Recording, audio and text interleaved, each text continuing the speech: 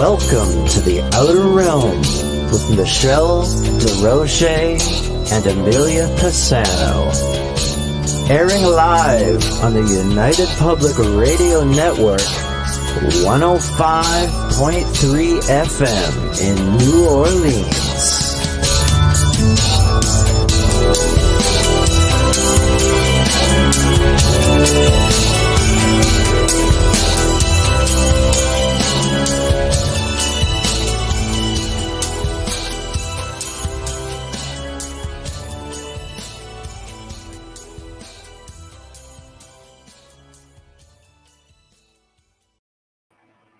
Good evening, everyone. Welcome to the Thursday night segment of The Outer Realm. We're broadcasting live right here in the United Public Radio Network, UFO Paranormal Radio Network, 105.3 and 107.7 FM from the beautiful city of New Orleans. We are fully sponsored by the amazing people over at Folgers Coffee who have been a part of our journey since the very beginning. So thank you, Folgers. We appreciate you so very much.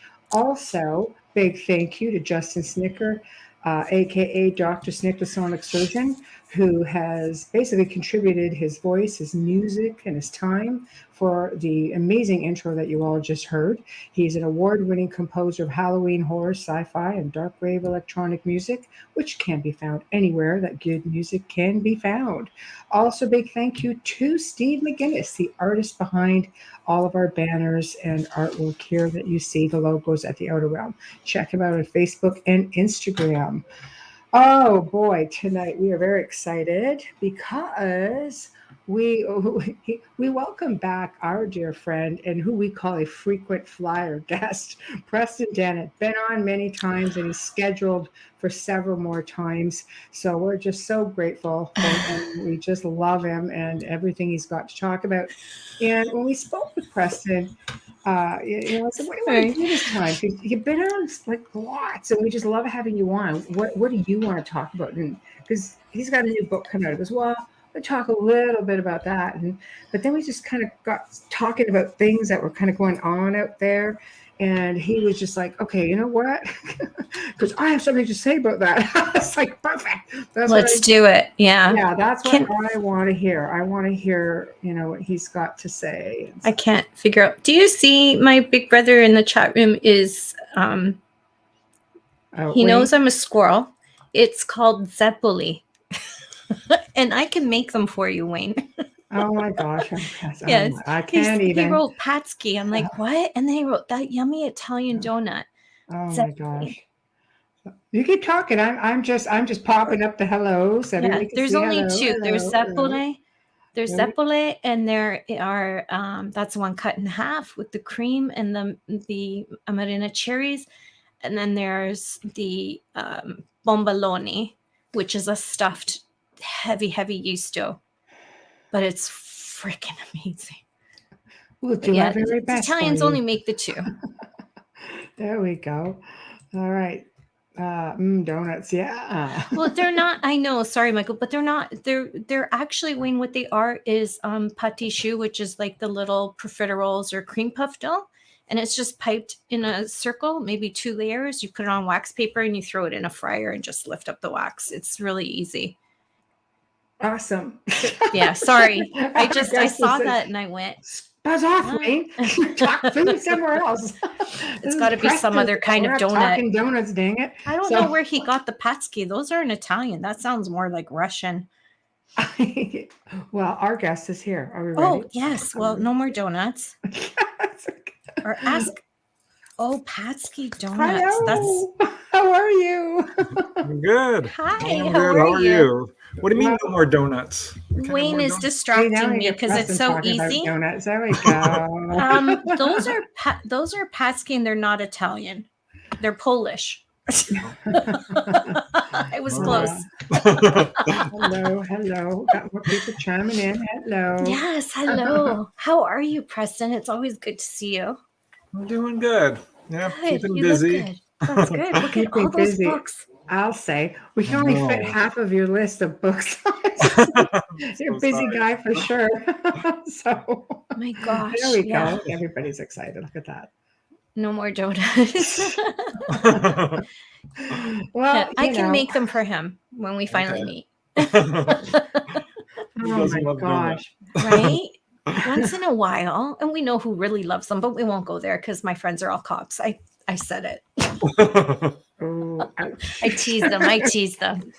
I tease them. Ouch.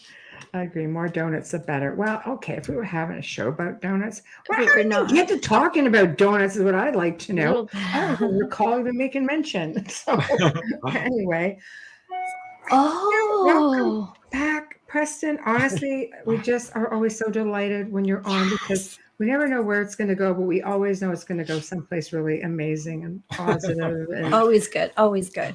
I know. Hope so. I know. So, where do we want to start? I mean, you've got all these stories. We sort of talked a little bit and chat about where to go. And I want to leave it to you. And we're just going to kind of follow along because we got a couple of ranting things and we got a couple of, well, actually, let's start with this because you know what? This is all over the news. Well, Facebook news and social media. I'm just going to come in and I'm going to present this because this apparently is a thing, and I'm dying to hear what you have to say about it. 1 second, guys. I'm just going to grab this for a minute. This is supposed to be happening today, by the way. Oh. No. I had to. I had to. That didn't come from TikTok, did it? It sure did. How did I know? And I just went on and on about that yesterday at the end of the show. I know. Don't believe everything you see. Preston, what are your thoughts? Time traveler says aliens will invade Earth and abduct only 8,000 of us. Pick me. I want in on that ride. 8,000. Yeah, that's an interesting number. Right. I'm not sure where you get that, but right. Okay. See, well, I mean, we know it's far more common than that. I mean, I would think. But they're only taking 8,000 today. Dolly, you driving? Dolly. I know. Everybody's like, pick us up. Oh my gosh. Anyway, thought I would share that up for a giggle, but oh my word. I better not cook for them because then they'll take me. You know what? You're doing this. Anyhow, this is the kind of stuff, like so much stuff floats around out there. What do you do when you see things? Alex has a ticket. I'm getting really good at rolling my eyes, I can tell you that. Be careful, they'll get stuck. Yeah. You go on TikTok, your eyes will be stuck. I mean, the social media, it's a cesspool. I mean, let's face it. Social media can be the toilet bowl of the internet. You have to know how to navigate it, right? Yeah. I mean, there's good groups out there. There's good people. Yep. But I go through some of the Facebook groups and I'm just looking for a good post, just one to comment on that's, at all intelligent. And they're out there, but like you say, you have to sort of wade through it. I think the worst part for me is the constant CGI UFOs that are, clearly not real. Right. They're not even trying. Right. Yet they're presented. Right. Look what we saw. And all the actors are like, oh my God. Running for cover, or they're on top of the mountain going, pick me. That would be me. But it's unfortunate. It's exhausting, honestly, is what it is for me. Yeah. Richard, it has to be. Because you research, authentic stories. You hear people with really enlightening stories, people who are really fearful, people who are really like, what the heck happened to me? I got picked up off the road, or I'm in a drive-in, and all of a sudden. I'm just so glad that people, are able to find me at some point, because often it's a long search for them. And they're seriously searching for anybody who will take them seriously, or have something, to say beyond, Right. There was a lot of sighting pictures when the two planets aligned with the moon, and it stayed for a few days, and all you saw was everybody posting that this was UFO, even though NASA had photographs up. But it's hard because you don't know who to believe anymore. Yeah. Unless you've got a telescope and you're looking at it yourself, it's really hard to believe anyone online. I know who not to believe, Yeah. which is basically our government. Yeah. I hate to say it, but we've talked about that back and forth. Up, How down, many sideways. times have we talked about that? I sent you an article today. Yes, you did. Thank you. I have to. I see this stuff, and she said, send it to Preston, see what he's got to say. Because it's no, seriously, it's like people, soldiers who have been, I guess, who were sick because of UFOs. I mean, there's some good parts in there, about the Native Americans and how lost and lonely they felt after the Star People left. But then you have these other, people who allegedly soldiers who have been, sick because of contact or because of seeing these crafts. What were your thoughts on the article? I'm not a fan. I know. As soon as I have a thing or two. I think she knew that before she sent it to you. I appreciate that this stuff is getting in the news. That's cool. But as far as these claims of hundreds of soldiers being killed by UFOs, right? Okay, if you're going to say that, show us the evidence. Of course, Right. they're not, because I don't think there is evidence to support this. Right. I've looked into physiological effects. That's kind of been one of my areas of deep diving into research, because that was the subject of my first book, was healings. Right. And I put a chapter in there on UFO injuries, and I scoured the literature for them. And there's some there. There's a few absolutely legit cases where people got too close to a landed UFO. Right. So if these things are landing on air bases, and I think that does occasionally happen, we've got some good evidence of that, probably don't run up to it because they are very hot. I mean, Dolly talks about this. We talked about that in the book. I've got other cases of that. There are cases in the literature. That article mentioned the Stephen Michalek case in Falcon Lake, Canada, which is probably the go-to case for that, where he was out there in the woods mining. Probably the ETs were in there for the same reason, because they do seem to be attracted to areas of mines and stuff. Speculating there, but it's an interesting connection. Yes. And he ran up to it, and it took off. And this is when I did study that case in detail, which was very much covered up by the Canadian government for a long time. Shocker. They did not want people talking about it. Right. Which I think lends some credibility to it. Right. Well, I agree. I agree with you. Yeah. Yeah. What's interesting about that case is he was examined by many doctors who pretty much came up with the same diagnosis of some type of radiation sickness. Because not only did he have burns on his chest, which there are photos, there's the very famous photo where it shows the sort of grid pattern. But there are other photos, and he was examined by doctors, and his blood lymphocyte level dropped from about half normal. He was vomiting. He had burns and extreme thirst and a bunch of symptoms that are pretty much identical to radiation sickness. I was just going to say that. That's really, Yeah. I mean, it's a well-verified case. I wonder about it, because it's definitely an unusual UFO to have exhaust coming out in a grid pattern. Right. I wonder about that, honestly. Could that have been government?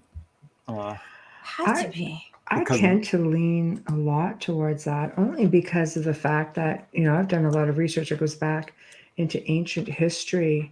The ancient people emulated, what they saw. And there's so many amazing stories that you can find where they existed and they welcomed them. Just go to Egypt. I mean, there are tombs that have extraterrestrial beings that are revered the same as a pharaoh. Like everything, like they emulated. They were very warm towards one another. They respected them. When did that change? I say Roswell. And that's worldwide too. I mean, it's not just one culture. Exactly. All across the world. Exactly. Where did it go from respect and emulation to, and coexistence? I mean, the Hopis, there's teen tales there to all of a sudden everything is a threat. Yeah, late 1960s, 70s, 80s. That's when that narrative started to be put forth, as Right. near as I can tell. Because it certainly wasn't like that in the 50s, the contactee era. It Right. was all love and light. And, Right. Well, some people believe it was like in around the Roswell era when things started. Well, I Well, think that's when we started getting enormous.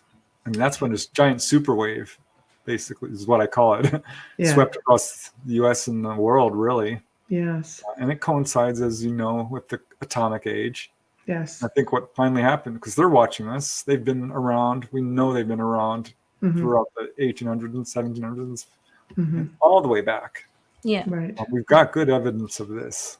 And yet, 1947 was a game changer. Right when we started exploding nuclear bombs, right when we had the ability to absolutely kill ourselves completely Decimate off the planet. Yeah. We're like, oh no, I know. we have got to show ourselves now. It's game Yeah. over.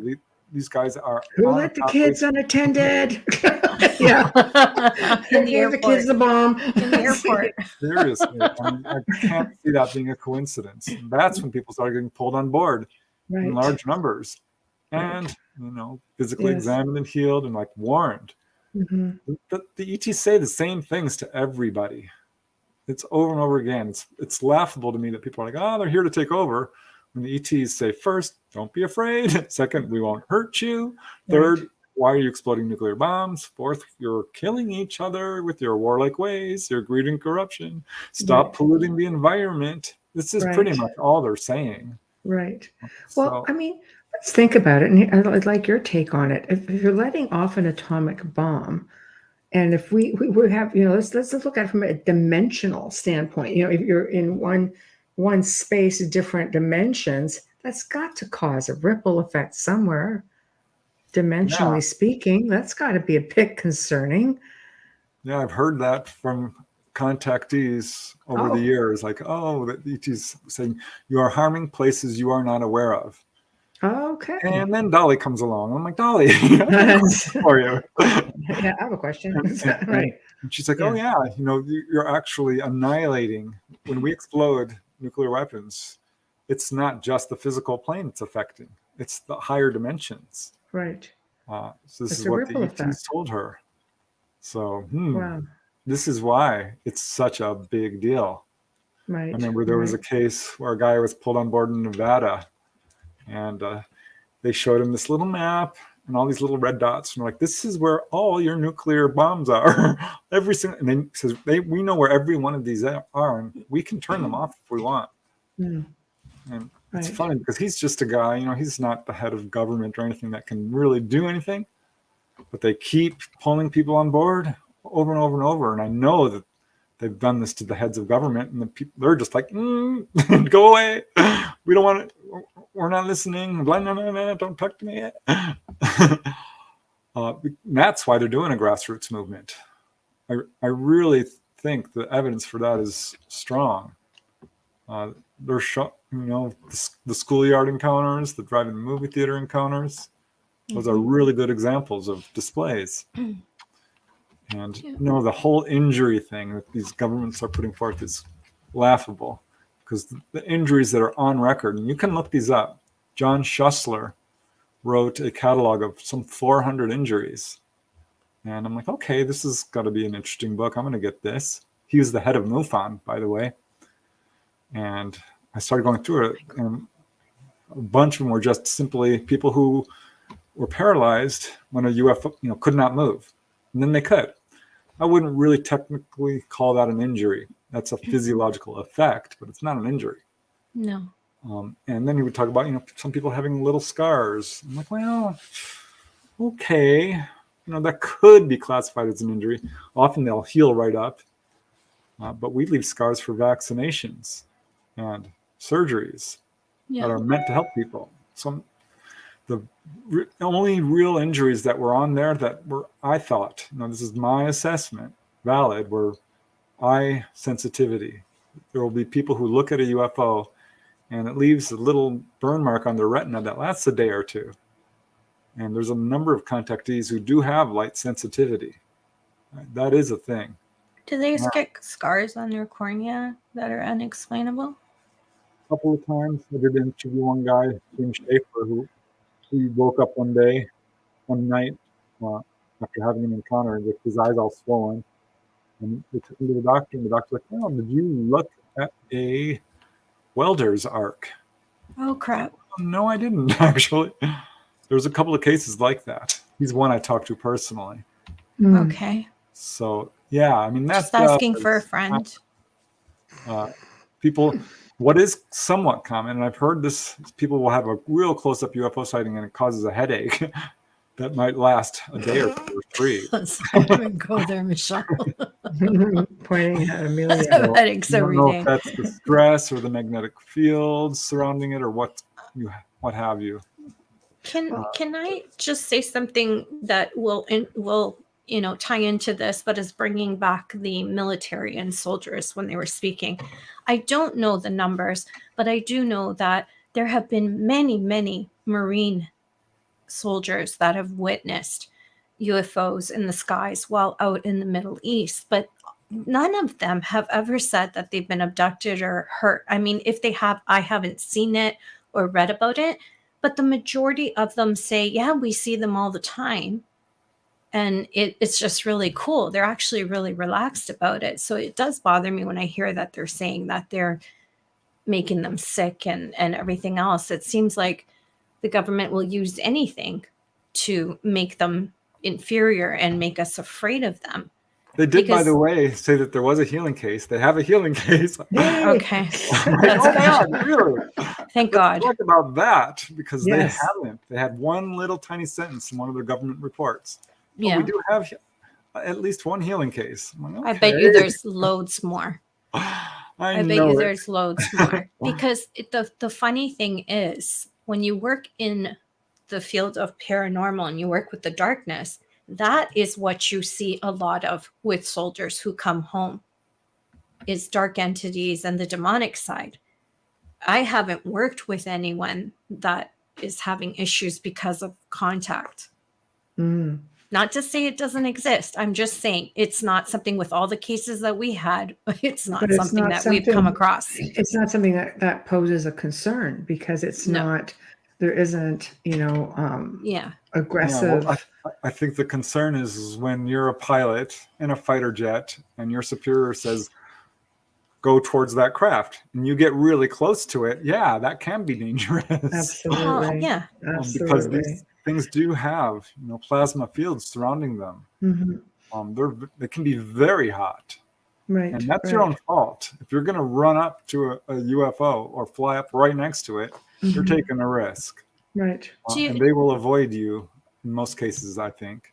Right. Do you believe when their commanders send them closer that they're well aware that this isn't government? Or do you think that possibly they're unsure and they're just sending them up there? I'm wondering about that, because there are some cases where I think our secret governments are flying these things around, and people in these Navy ships, even commanders, are not in the loop. And it's a way of really confusing the issue. This is just based on, that's what I thought. the huge number of reports. So I think, sometimes that does.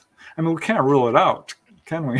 No, really it. It just came to mind now, because I didn't even think about, until you mentioned them being sent up to get close to this craft. I never even thought about it. I always thought that it's just by chance that they run into things, or pilots see the most because they're up there, especially commercial pilots. There are so many reports and they have to report everything. But I find it fascinating that they send them up there. Why would you do that? It could knock out your entire system. And I was going to say that, and Dolly wrote it down. Well, it would knock off their entire flight system. My reply would be the fact that it would create the whole, blend to the false flag thing. Look at, our pilots are being attacked. Yeah. Which is pretty much what they're trying to do, I think, is just raise all of these issues, like give us something else to fear because we don't have enough. It seems to be very carefully orchestrated in some ways. Some ways it seems like totally out of control, because what was it, 2 months ago they had one balloon and then another, and we're shooting UFOs down. Look, we've shot down 5 UFOs now, right? And they're probably theirs. UFOs. Yeah. They're probably their aircraft. Yeah, that is horrible. I think Wayne made a really good point earlier with his comment regarding how the government wants us to always fear them, because with them we would have our own powers. We would have our own, selves that we're accountable. We don't really need them as much as they make us feel we need them. That's not exactly what he said, but roundabout. And, they want to keep instilling that fear so they can control us. And I do believe that. And I believe it even more with the more often that we have you on the show and I hear from you, because I do have a lot of fear, but you keep me grounded with it. When I talk to you, I feel so much better about it. No, I do. I'm serious. Seriously, Preston, I have never felt like this with anyone that I've talked about it with. I've always been so afraid, but with you, I feel safe. I trust you. You're always very positive. I am motivated. Yeah. No, I don't edit people's stories that come to me. I really don't. And there are people who come to me quite fearful. And we go through their account, and I have published a bunch of books, and the stories that I put in there are not hand-picked. I'm not cherry picking and shoe fitting here. I am putting it out there as I receive it. Yeah. And if you go through my books carefully, you'll see there's some people who had a real hard time. Right. But the vast majority, well over 80%, 90%, feel like this was an experience that they would not trade. And they're glad it happened. Just recently, I spoke to a guy who's put out a show, Alien Abduction Answers, John Yost. Oh, excellent. Which is somewhat, he had a lot of fear with his experiences. And he fully admitted that, but said that he's actually moving past the fear now, and he's really much more curious. And what did he say? His curiosity has overcome his fear. I'm like, yeah, this is he's getting there. He's not quite there yet, but he's following that same pattern I see with people. Right. It can be so scary. I attest to it. Yeah. I'm one of those people. I started having memories from childhood and realized, a lot of the experiences I had weren't paranormal. They were extraterrestrial. And even into adulthood, I'm like, Bubbles, this shit can't be happening. But as we started, exploring it, and the more I explored it, more and more experiences were happening to me right within my home. It was just happening. This in the last few months or a couple of years, and I became more and more relaxed with it. And even talking with Dolly, she goes, "No, if you don't want it, just say, no, I'm not into this right now." And I've just seen myself going from touch me and I'll break your arm to I'm just really not in the mood. I was there for the I'll break your arm thing. Bubbles, what do you see? And I'm like, I know. I don't want to look. Yeah. That's the hardest part. The beginning is really hard. People don't like it when a gray shows up in their bedroom. I get it. Try remote doing that stuff. I had a gray right beside me, and I just rolled over and went, nope. No. But it's but I didn't freak out. Whereas I would have at one point, what the, and I don't freak out over things, but it is intrusive. It's very intrusive when they just randomly show up when you're supposed to be in your safe space. Right. Yep. This is the crux of it for people. And there are people who just feel it's a violation, period. Yeah. There's a good example is a lady I interviewed, Pat Brown is her name, really nice lady, who actually asked for the experience. She went to a channeler in Sedona and who claimed to be channeling grays, right? And she's like, I want to go on their ship. And they said, okay, we will arrange it through the channeler, right? And she goes back to her home in Pacoima, I think it was, Arleta. This is right side of LA, and in Right. come the Greys through the wall, pull her on board, and she's fighting them all the way. And they're like, Yeah, boy, that's way she's different forthkind. tonight. Yeah. Yeah, she was not a happy camper, but And you asked for it. That's Be careful what you wish for. Well, I did, like I basically, when I was ready, I just telepathically put it out there, said, okay, I'm ready. And heck, within no time at all, big blast of light comes flying through the room. It's like, I'm awake, Oh, and, crap.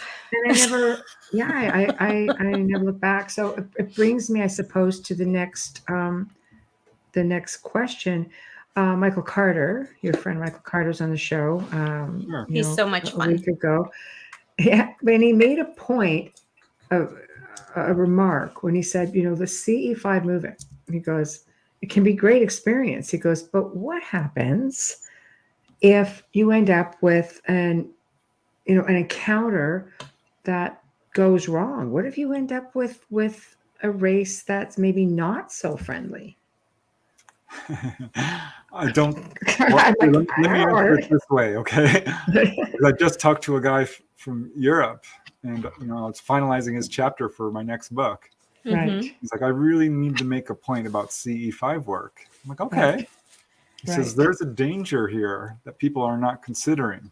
That when you reach out and do CE5 work, you might be contacting not ETs, but government. And they can come down. I never thought about that.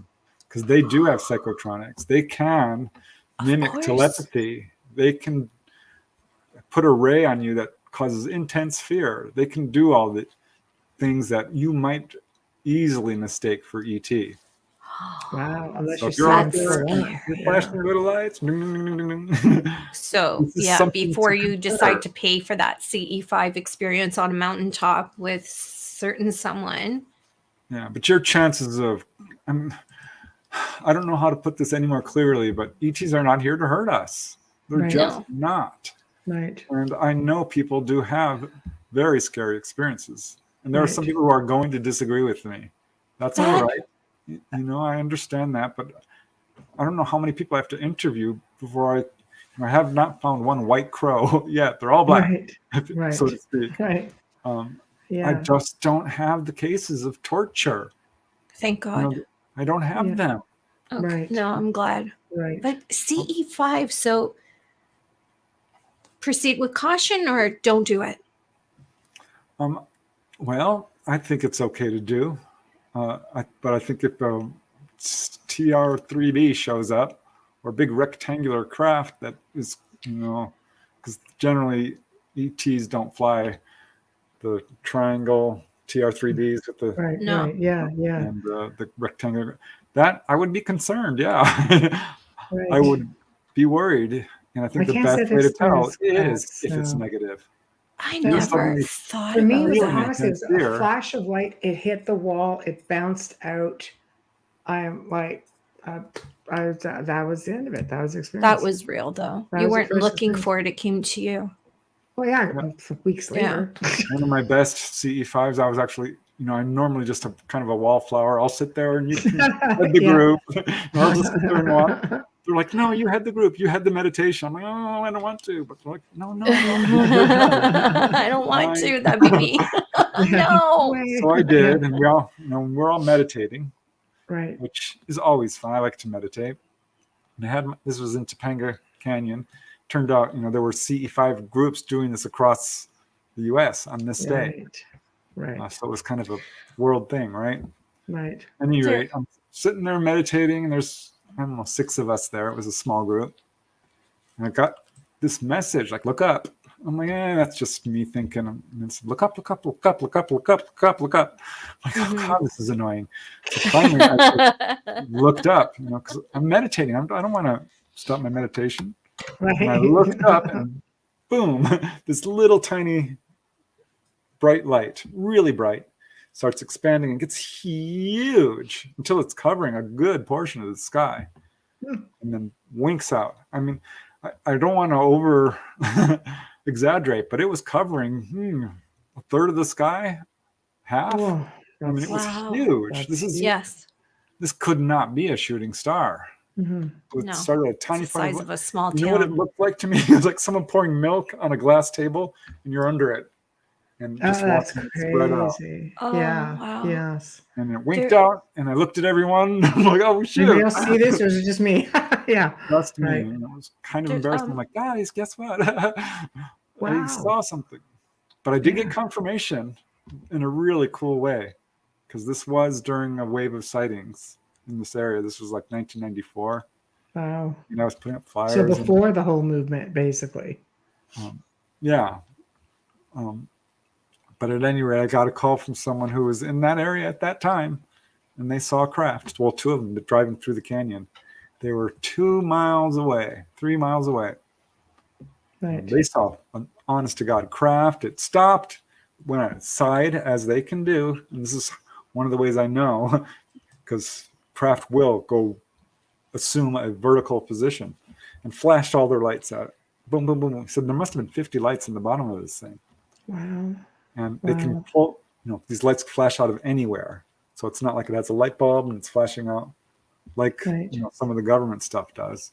Right. They can flash a light from any point on their craft. Wow. And that's what it did. Yeah. that's why Yes. Lisa Savoy was in our chat room earlier. If you're there, Lisa, give us a little heads up. Like, just let me know. She has fear because she said her experiences haven't been positive. So I'm wondering if she's not having the ET experiences, but the MyLab kind of, there she is. Yeah. Yeah. I have been seeing a tall gray wearing a black hooded cloak in my room lately, and I'm wide awake. I've never heard a black hooded cloak.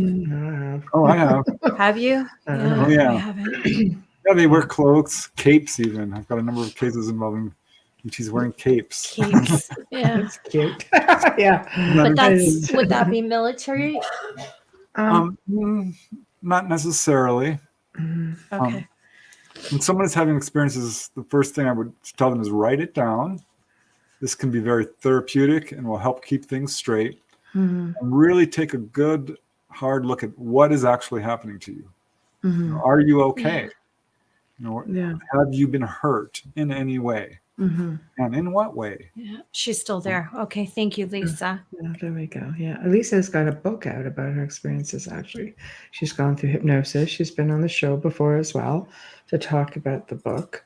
I think hypnosis definitely, I think, helped her. I mean, she could remember detail by detail, but I mean, that's something you have to be prepared for. I think not everybody wants to open that door. I mean, not all experiences are extraterrestrial. Yeah. Oh, I know it. That's why I got involved in the paranormal. And I did investigate some really dark hauntings. And I've talked to people who've used Ouija boards and regretted it. There was one lady who did table tipping, which was really cool. Oh, I could do that. Table tipping's fun. Yeah, I can do that. It was really cool. But she ended up having an unexplained fire in her house. Cooking noise was following her around. I drove away from her house one day after doing this, and something hit my car and pushed me off the road. I nearly lost control. Right. And I told people about, oh, you probably hit some oil on the road. I'm like, no, I didn't. I know exactly where it happened. I was watching the road. Something hit my car. I don't know how else to put it. Yes. I think it was related to that, because there's a little bit of fallout sometimes when you do these things. She took all the precautions, filling it with white light and meditation. That's really hard. I mean, sometimes I feel if you don't put the intention in there, like the demonic realm, they just don't abide by it. I don't think they fear certain things. You can go around and burn sage, you can go around, say prayers, you can do all that, but you have to really put power behind the words, and you really have to have strong intention and belief. Otherwise, you're just going through the motions. And I know this because I spent 2 decades working with people in those situations. And like, well, I did this and did this, but did you mean it? Yeah. And one other thing it's a big deal. People need to realize is here we are, like on the third plane, right? And here's the astral plane. Well, this is the lower astral plane. This is where all the people go. When you die and you don't know you're dead, or if you're a drug addict or a murderer or a horrible, horrible person. You go funk, and you're right up there, hovering That's right right. above the third plane, and just waiting for. That's anyone. right. You're still kicking around, bad person. Whether it doesn't matter what side of the ether you're on, if you're stuck, you're still going to be the same person. Because most people, when they pass on, they'll go up to a higher Yes. realm, what Yes. you might call the heavenly realms. Yes. But I've explored some of these lower realms out of body, and it's nasty. It is. It's But I bad. think that's what scares people, from having those out of body experiences. They can't get past the first realm of all of these beings. Yeah, I never even considered it really as a possibility, because when I first started doing it, I just boom, I'd pop out into this bright place of light and love. I'm like, wow, this is great. Yeah, not so much. But I started reading about other people's. I'm like, well, I'm gonna see if I can find this, and I did. Took some effort. But why? I was curious. I'm curious. You're such an enlightened soul. It's hard to want to go down into the pits and see. I had what's one going recently. It was crazy. I just, I went out of body, and I'm searching around, kind of like, not sure should be in these lower realms, but I'm doing it. This guy comes up to me. He's very flattering. He's like, "Oh, you're so great. You're pretty well known, aren't you?" And just start flattering me. And I'm looking at him. Yeah, careful. Not right about this guy. Yeah. And his face transforms into an honest to God, ugly devil face. Right. With the full-on horns and everything. Animalistic features, I guess would be the way of putting it. Well, those are the ones that know everything about you. And I'm like, stay away, and you don't bother me, and love is the force. Boy, that pissed them off. Yeah. They started snarling. Yeah. And surrounding me. I'm like, wow, this is intense. Right. You're not going to get anything from me but love. That's what I'm thinking. And that made me even angry. I'm like, they're too angry at this point. I'm leaving. Yeah, there's nothing like the sound of a demon saying your name for the first time. I've got recordings of it. It's like you just kind of shudder, and you have to compose yourself because you can't drop. You have to stand your ground, and it's just, it sends chills down your spine. It's horrible. It's scary. I mean, yeah. But you know what? Again, I'm a big believer in mindset. I've had things growling at me through recordings, or just like and calling every name in the book. I'm like, I know. Sorry you're having a bad day. People go, well, it's a little bit pompous. I'm like, no, it's just me keeping a positive mindset. I know, love and light. And I don't get followed home. I have. Fear is a real problem. I mean, this applies to the UFO experience. Because if you're in complete fear, it's not a pleasant experience. Right. No, that's what I'm saying. You could feel it. But I always say, and I remember my grandfather saying, because of the fact that, there were so many mediums in our family, and he always said from a young age, he goes, you can feel it, but don't show it. Always just be positive, just be firm, just, whatever it is. I'm not the only one who behaves like that, in investigations, but I'm sure not going to give it to him. I'm just not. No, demonic spirits are known for feeding off fear. Exactly. They were like, yay, we got one. I know, it's true. Well, they need to fish. They need to. That's how they survive. And people don't realize that by engaging, you're keeping them alive and you're keeping them present. We had this conversation about all these paranormal TikTok videos, and I won't go back into it, except to say that a location can only stay haunted if it's continuously investigated and continuously fed.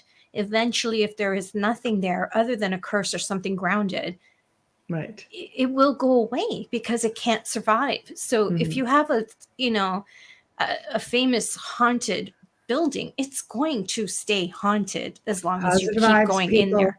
Positive mindset, positive vibes. That's how you can do it. Can you imagine? You finally tell them it's 2022, and they're like, "What?" I know, it's true. 2023 now. I can't keep up. It's true. Yeah. I like that. I thought it was 1600. Nope.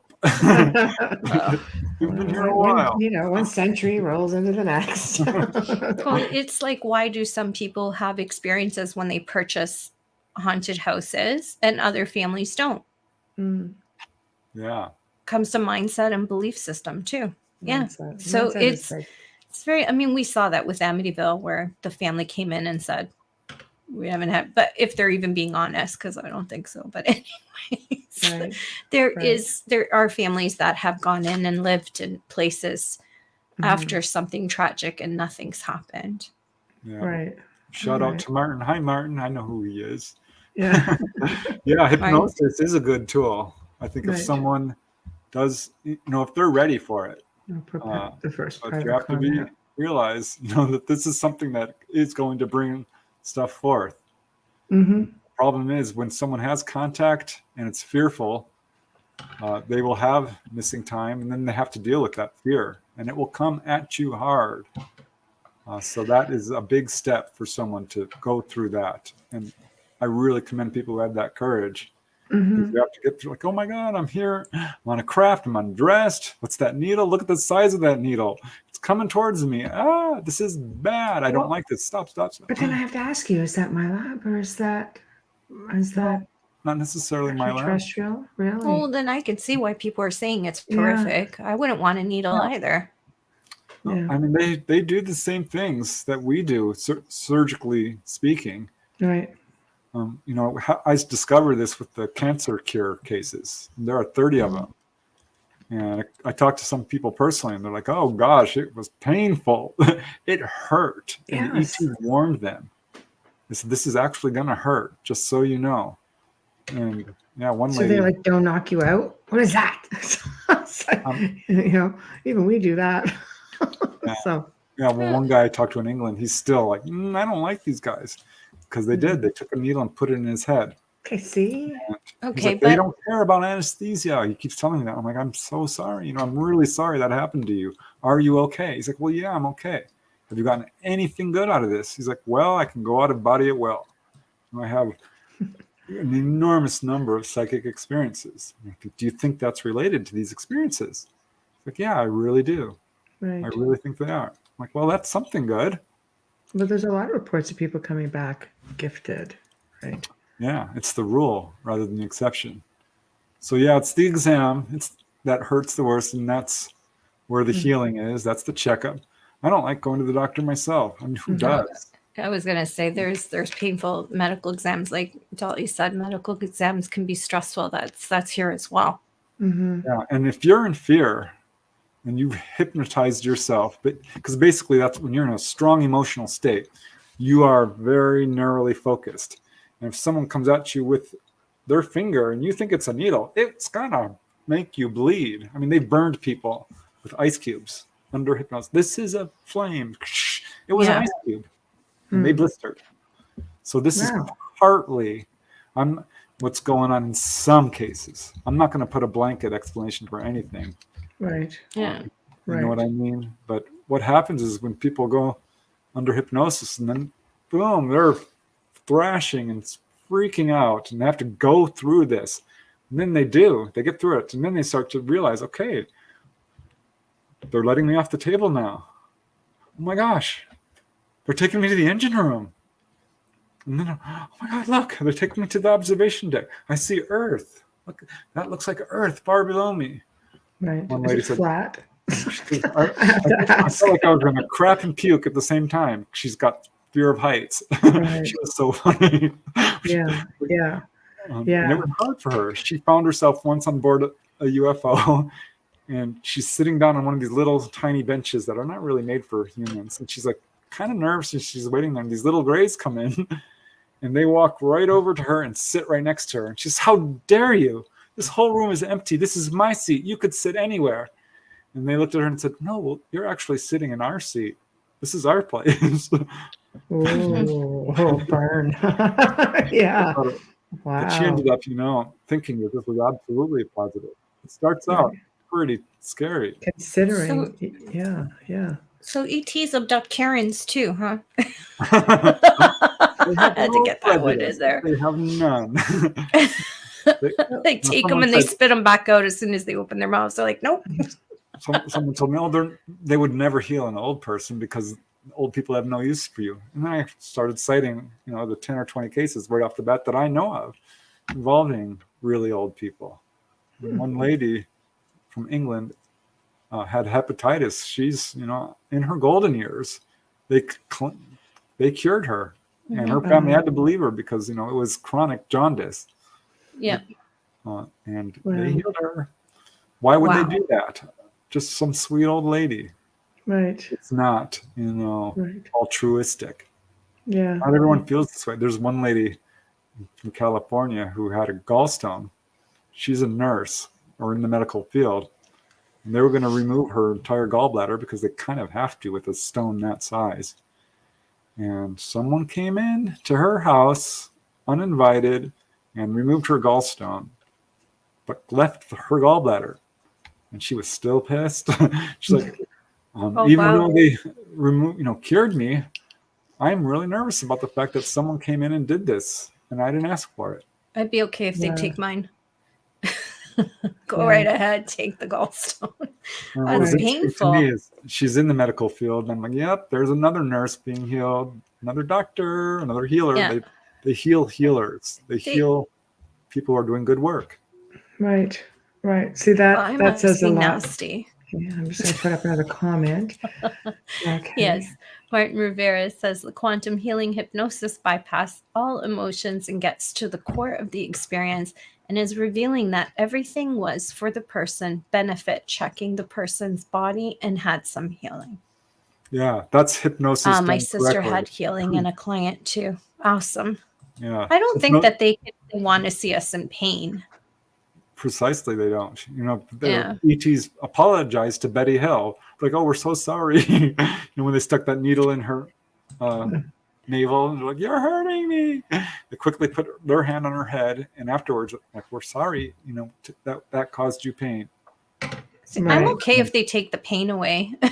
Yeah, I would love. I have a high threshold, but come on, man! Like the side of my head, that would freak me out. But I do believe when you say that they do look out for healers and people who do a lot of light work or planetary energy work. Things I think for the good of fellow man, for the good of the planet, because I've just seen examples. I've seen examples of that people who have had like contact that might do all that stuff. And so far, I've never interviewed a murderer who's been healed, but I don't know many murderers. Wow. I did interview a guy who was in prison and was taken from his cell in Canada. And I'm like, well, what did you do? And he was, why are you in prison? He says, well, basically it was because of marijuana use back then when it was illegal. Right. He was jailed for it. Right. ETs took him right out of his cell and put him back. I thought that was kind of, I'm like, would have been nice if you just broke him out. We have barely any of them in there, so give us a break. I'm kidding. We have to make it look good, put a few of them behind bars because we know our system is flawed. But I do want to comment on what Martin Rivera said earlier about bypassing emotion. See, because hypnosis done correctly does not lead you into pure terror. And done correctly, it allows you to report objectively on your experience, and you can process all that emotion as you're ready. Okay. One guy I talked to, his story is coming up in my next book. Really neat guy. His name is Robert. He woke up one day, 7 years old, could not sleep anymore. Had to check for burglars. Was afraid of intruders. Yeah. And just couldn't sleep from age 7 onward until he's like 20 something years old. And his mom's like, I'm going to go to the hypnotist to stop smoking. Maybe you could go to get your insomnia cured. Right. He's like, no, I don't trust hypnosis. She's like, no, this lady is for real. She's good. She's credentialed. She's in magazines. And she vetted the hypnotist. I forget her name, but it might come to me. At any rate, she's like, I'm going and I'll pay for you. He's like, oh, okay. Because she worked him, right? Like, you're going. You need to find a way to sleep. And so she goes into the hypnosis room and he can hear her crying her eyes out through the walls. He's like, oh no, what's going on? She comes out all teary-eyed and I'm not going in there. Yeah.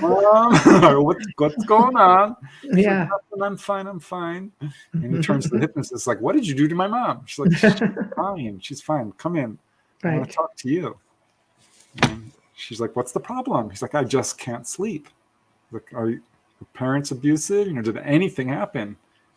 And he's like, no, not that I can think of. I just can't sleep. One day I couldn't sleep and I'm afraid of intruders and I have to check the house. So okay, let's go under hypnosis. So she basically just relaxes him because that's what hypnosis essentially is. Right.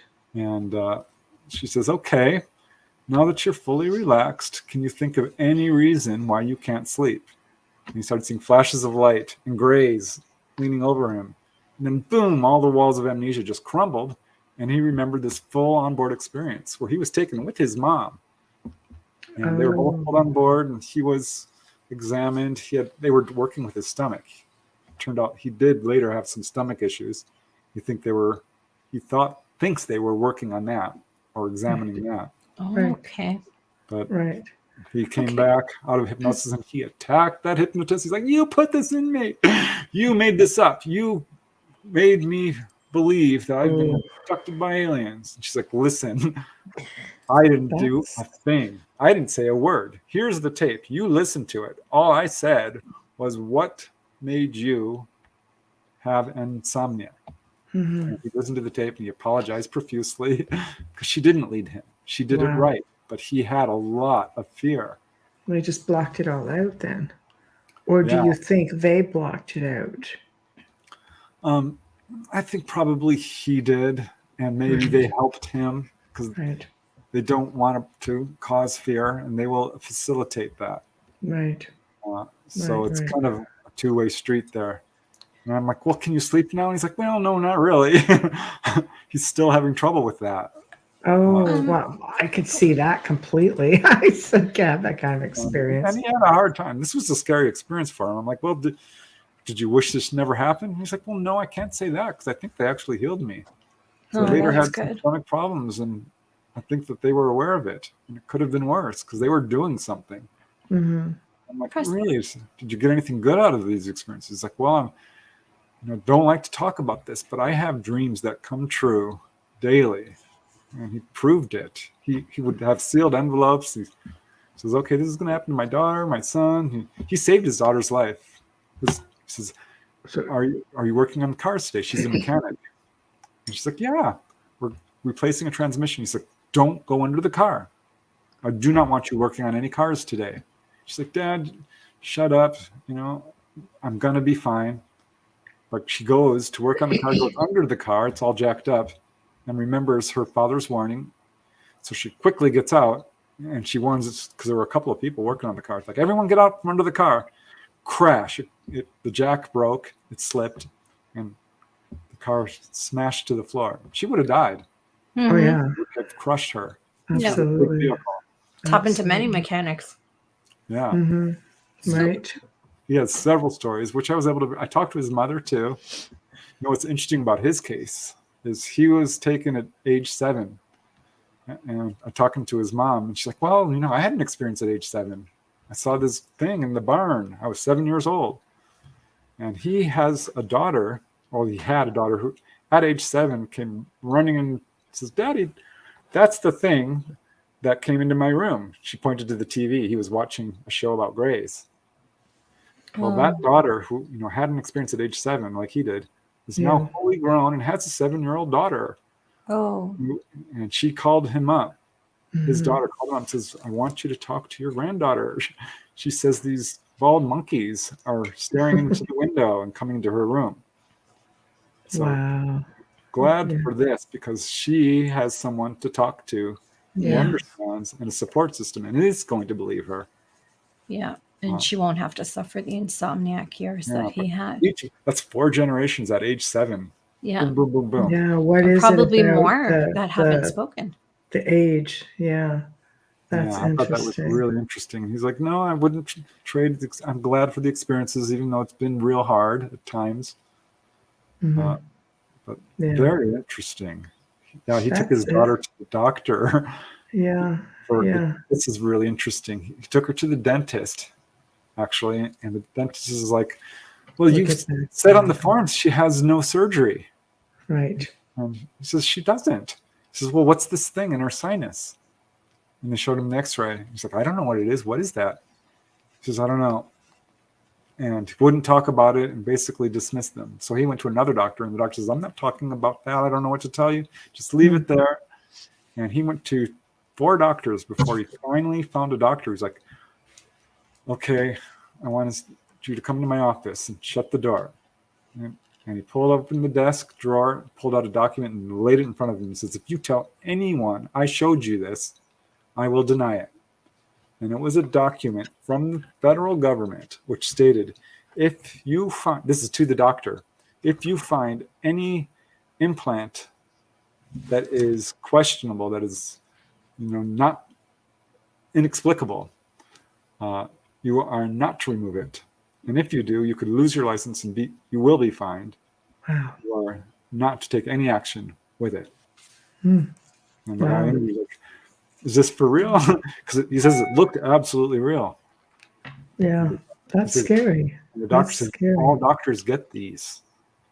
I'm like, ooh, wow, because that's the first I'd heard of that. But there are doctors out there who will remove them. Yeah, but another guy I talked to, he had the same darn runaround. They changed his medical records. They showed him his x-ray and had this thing in his arm. Right. And like, I want to get that x-ray. And they gave him the x-ray, and it was not the same x-ray. It had been altered. I'm not surprised at that at all. I guess Tamara's looking to see if chronic insomnia is connected to visitation. Yeah, it's one of the questions I ask. It is, I should say can be. Not everyone has insomnia necessarily, but it's an interesting question, because that is something I ask. And some people do have trouble sleeping, but some people don't need near the sleep. That guy in England I mentioned, like, I have never needed more than 3 hours of sleep a night. I just don't. Dolly says the same thing. I can do that easily. I probably could have had 10 kids close together. But I don't like it. I like my sleep, but I can survive on very little. Yeah, there's something to that. So I think in some ways people who have contact have a different physiology that's been empowered or something, or enhanced. Sorry, Bubbles. There's something going on. Oh no, it's okay. I'm medicated, so I sleep 6 hours. So yeah. Because I'm I don't on think the it's healthy. or contact end of it right there, because Bubbles is in denial. I always took it because I'm very fortunate that my physician, who is now retired, understood and never questioned me about my abilities, and that I hear a lot of noise and voices at night because everything is quiet. And I was fortunate that he understood the pain that I was in. You can only do it for so long, and it starts to accumulate, and you start to get really tired and really, really careless. Yeah, contactees are very light sleepers. Yeah. I swear I'll hear a cricket walking across the floor. I will. I'm like, oh, what's that noise? Yes. I can hear my neighbors a couple hundred feet away from me, and I can hear when they open and close the door. It's just crazy. We have a question. Yes, Michael Kennedy. Hi, Michael. Can Preston shed some insight on the new understanding that the future affects the past? That is, time travel is possible. The math has been proposed recently that shows time is all connected constantly.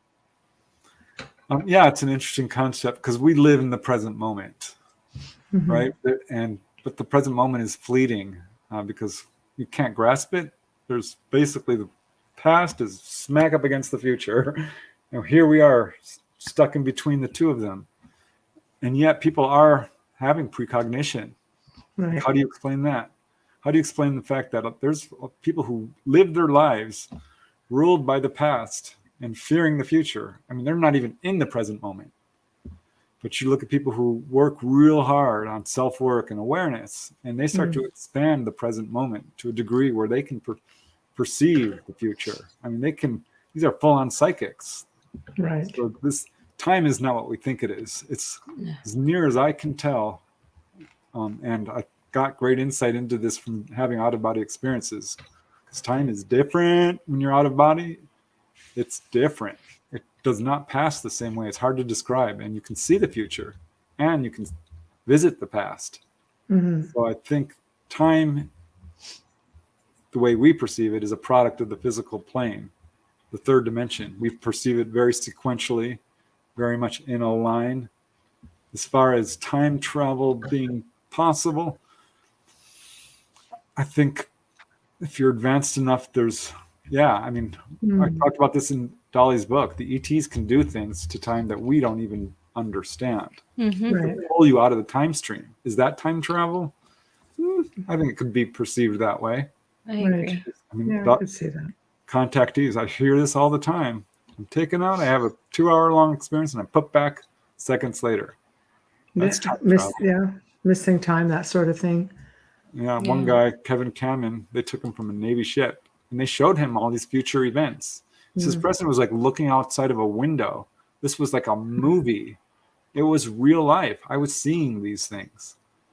I don't know if I would call that time travel or glimpsing or a telescope to the future. Dolly talked about how they can do that, but they don't. Right. There's the whole grandfather complex. You go back and kill your grandfather, what's going to happen? Yeah. You wink out of existence. Well, everything happens for a reason, the ripple effect. But remote viewers can see back and forwards as well. Yeah. So there's got to be something to that. Pardon? Time is not what we think it is. It really isn't. No. But the whole deja vu thing freaks me out. Yeah. Because I lose my breath when it happens. Like I literally lose my breath where I have to catch my breath. If I'm standing, I'll have to sit down at times. It's that strong. My sister had it really bad one day, and she was so upset. She's like, I know everything that's going to happen. I just knew that. She was absolutely freaking out. Yeah. My little sister Valerie. Like, it's okay, calm down. You're going to get through this. Oh my gosh, Valerie. I love her name. Yeah. Yeah. In past lives and future lives, that's an interesting thing too, because there's there's a theory that it's all simultaneous. This is all going on all at once. I don't know. That's a tough one. I wish I could speak to it with more authority. Yeah. But I don't think that we have the ability to do time travel yet. Right. Yeah. I mean, it's humans. I think I told a story one time about, I was just testing this piece of equipment and ended up with 2 pilots, and they sounded, when they spoke, like they almost sounded like a 50s movie. So I have to put it in around wartime, maybe, because they were in a plane. You could hear the propellers and they were talking, and they were just lost. But they were very, very, they were interactive because they were describing like what was going on in the room I was in, those of us that were there, and they're just saying, oh, look, it's a man, there's a woman, they have electricity. And then they're saying, oh my God, there's a door. I'm like, do not come through the door. I just have visions of this plane kind of barreling through my house or something. But I asked who they were, and it came out, and they went, Major so-and-so, ma'am, blah, blah, blah. And I'm like, coordinates. I said, rank and position, coordinates. Because I knew I could tell they were military just by the way they were speaking. And they gave coordinates. The last one we couldn't make out. And they put them over the Pacific somewhere. And I'm like, what do you see? And they said, we're lost. We don't know. It's all black. It's all dark. And then they cut off like that. And we tried the following year to try the exact same time, the same, like literally the same date, the same time, maybe just the way the planets were lined up or something. Like, I don't know. Are we dimensional? Are we dealing with someone lost someplace that they're just, are they dead? Are they alive? Really interesting paranormal cases like that. There was one case where some ladies basically walked into ancient France or something like that and walked out. And, people will see like a building and they go look for it. It's not there. They're like, oh, I saw this building. And then they go back and study the history of that place. And there was a building there that was exactly like they saw. Just right the way it is, So what is going on there? This is one of the crazy things with ghosts, because people are there different types of ghosts? Well, yeah. I mean, there's spirits Yeah. who are coming down and going. There's ghosts who are earthbound. Bleed-throughs. There's Dimensional bleed-throughs. echoes.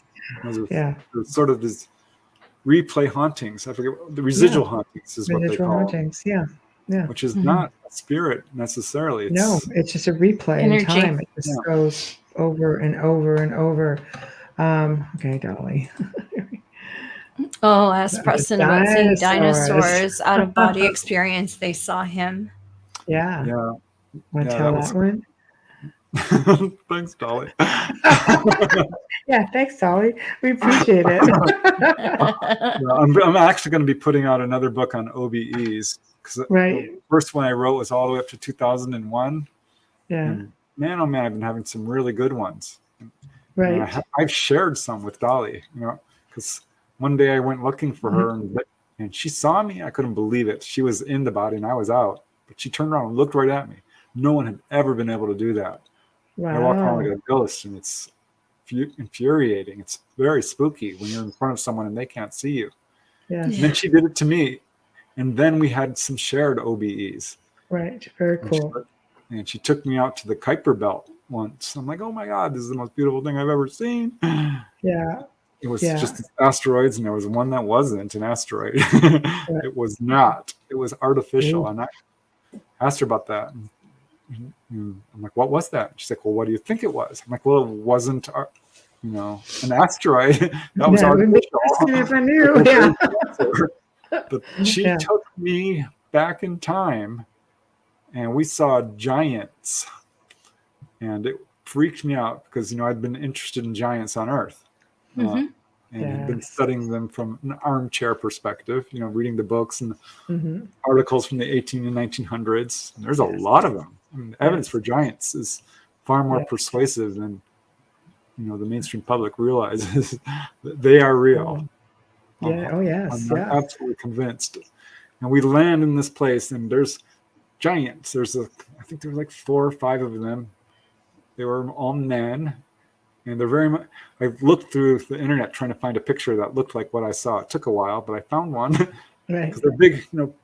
They were, I would say, about 3 times my height. So 15 feet tall, easy. Probably somewhere between 15 and 20, not quite 20. I'll have to I would send say you a 16, picture. 17, thereabouts. And barrel chested and big ruddy features, and did have metal on their arms, bracelets, I guess, or gauntlets, you might call them, and some chest plates, if I remember correctly, and big beards. They look like Vikings, big reddish hair. Right. And I'm looking at them going, wow. And one looks right at me. And I'm like, whoa. And it comes and it tries to attack me. Oh. And I'm like, whoa, That's what frightening. the heck? And of course I dart away. Dolly jumps in front. I'm like, Dolly, what are you doing? Wow, a ginger giant. I'm trying to find a picture of a giant. Well, it's a ginger giant. That's a another first one. for me. Were you in Scotland? I'm going to share this up. One second. No, go But back, it was in a go back. cave-like setting. No. It's not what I want. These were not nice guys. Oh, wow. They See, were people not- are afraid of ETs. Do you think? They could work metal. I mean, that was some. They had weapons, I think. But the thing that freaked me out was, they perceived me. I'm like, Dolly, how the hell can they see us? Okay. Oh, here she we go. said We're going back Babylon. in time. And she says, well, they're psychic. They had psychic abilities. They can see you. You are astrally appearing in their presence. I think Chris Phoenix says Native Americans talk about red hair giants. I've never heard anyone specifically say what color hair. That's Okay, not guys. what it looked like. Okay. I will scroll the best I can because I can't see the soundboard and at the same time. But this is one that is allegedly you look at these are supposed to be literally in the last 150 years, 100-year-old film. Anything this like one, I that? think, no. It's No. 14 bloody Said feet. they look more like Vikings. I mean, that was about the size of it. Yeah. That one in the center with the loincloth is a little bit bigger. Right? Yeah. than the one I saw, and much bigger than Robert Wadlow. I think that's who that is, the tallest guy in the world. Yeah, like I look at things like this, and I mean, this is fairly modern on the grand scheme of time, let's say in the last 100 years, but I can completely believe that you would have seen them moving around. I mean, they're finding stuff like this Yeah, well, all there's the the time. very famous case of the Kandahar giant. Yes. Gosh, where Yes. was that? Somewhere in Russia or something? Yes. I forget It's where it was. huge. But it's well verified. Yeah. A Oh, lot of people saw absolutely. this guy. Yeah. Yeah. They So killed him 4 I times. love it. I just think you know, I think it's amazing to be able to travel around, and it makes me lean towards a theory that we do travel apparently when we sleep, and we go to, you know, all kinds of places. We don't just sit there and just stay dormant. It's like parking the car in the garage and sleeping in it, you know. I can't see that. Wayne was terrified of dinosaurs as a child. Oh, really? Yeah, Yep. seeing That's a dinosaurs past with life, visions. Wayne. I know. It's just like, If you're God. waking up with bruises and stuff, because that's reliving trauma. Yeah. That was Wow. probably a real event. I'm Wow, purely really speculating, but interesting. that fits that pattern. Oh, wow. At age Like, 4, it was terrifying and freaked out my babysitter. at age 4, Wayne was at his own birthday party, threw up everywhere, and went, "Oh my God, I'm back." Who does that at 4? So the poor guy has definitely been traumatized. I'm back. Who put me here? Oh my gosh. He did. I know. That's bizarre. I know. It's it's pretty frightening, you know. Yeah. Poor guy. So, Definitely. Yeah, red hair, 2 rows of teeth and 6 fingers. which is the common, you know, the common There are thing people who are that born people today see. with 6 fingers, so Yep. probably have like them to do their DNA and see how far back it goes. 2 rows Can of you teeth. imagine? That's frightening. And you know what's strange is that there's an That's area happened up as near well. Lake Huron on the Canadian side, and I remember hearing stories of people who lived there who had like 2 rows of teeth. It's Not amazing. giants, but Yeah, my friend's father had 3 sets of teeth. His adult teeth all fell out, and then okay, third set came in. right. Not quite the same thing, but still interesting. They Right. say that when that happens, you have like an overabundance of calcium or something, and that's why. But that Maybe. doesn't make any sense, because when you're born, your teeth are all up here, like they're all in the jaw that come forward. So it doesn't make any sense. Man, maybe. I It's don't know. another thing. Yeah, there are some It very tall happens. people. I mean, some of us have wisdom teeth and had to have them excruciatingly pulled out, and some people are not born with them, and they're very fortunate. Right. I was not one of the fortunate ones. No, neither was I. I was in agony. I believe this statement completely. I've got Martin Rivera. Sorry. No, go ahead. Oh, okay. During dream state, we are visiting, experiencing other realities, dimensions, or another world. I've got amazing. I write down when I have downloads or visions or strange, because I don't typically remember dreams, so I take that as travel dreams or messages. Yeah. So If you want to have precognitive dreams, all you really have to do is work real hard to remember your dreams. If you can start remembering 4, 5, 6 per night, I bet you some of them are going to have precognitive information, because you are out there planning your day. You're spying into the future. You're exploring your past. You're going to the very high realms. Right. Yeah. You're doing all kinds of things. I always tell people, just don't jump out of bed, because then it's like erased. Slowly get up and recall, and you will recall everything. I'm one of those people that feels like they dream from the minute they close their eyes till they wake up. I can get up, use the bathroom, come back, and go back into that same dream, or say, I don't want to. Yeah. Same thing with the UFO, by the way. Don't jump out of the UFO. Walk out slowly, and you'll remember. I know. Like a foot on a banana Jump peel, out, you might end up in the field. But the problem is that, I mean, this is how some people remember missing time. They sit down and they meditate right after their sighting or their missing time encounter. Which is a form of hypnosis. Yeah. We have to do sponsor ID. Sorry. We do. And I've got a big question. I'm going to say it now, and we'll answer it when we come back, because you're going to need to think about this. What are your thoughts on people who have had hypnosis have had and recalled experiences, ET experiences, and then can't find peace afterwards, where these so-called floodgates are open. Okay. When we Hold come that back. thought. So Okay. hang on, Right. everyone. Yes, I've been wanting to ask, but I didn't want to interrupt because I just love all of his stories.